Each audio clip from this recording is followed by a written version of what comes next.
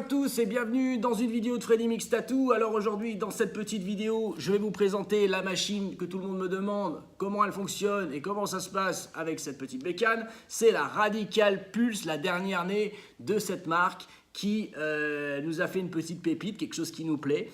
Et je vais vous démontrer aujourd'hui, sur cette petite vidéo, ce qu'elle rend, le voltage qu'elle demande.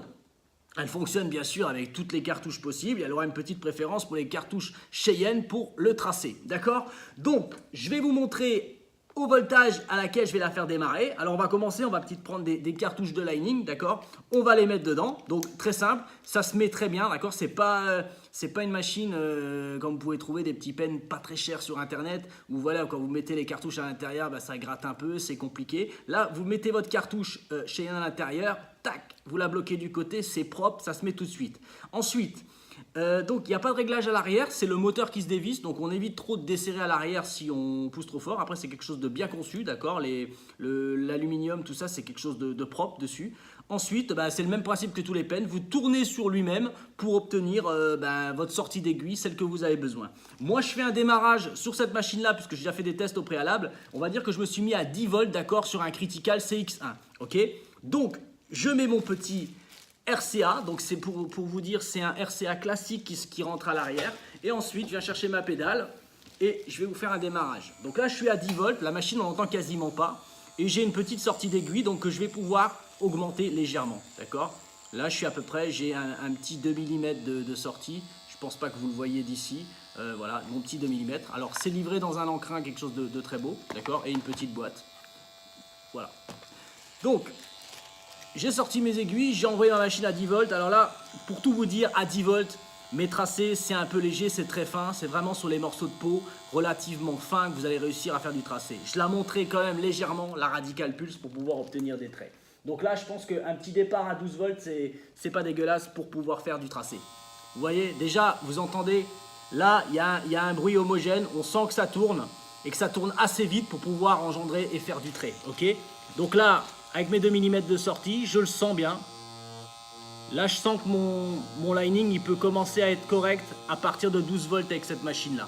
Après, ça va dépendre bien sûr du RCA que vous avez derrière et de l'alimentation. Moi, en tout cas, comme je vous ai dit, j'ai un Critical CX1. Ça sera quasiment le même voltage sur le Nemesis. D'accord? C'est propre. Je pense qu'on peut un peu la pousser encore. Et ça sera son maximum. Pour moi, du 12,5, c'est son maximum. Comme pas mal de machines en pen, sauf, on va vous donner des exceptions, la Stylist, c'est plus bas, d'accord? C'est la seule qui a un moteur qui fait du trait, mais beaucoup plus bas, d'accord?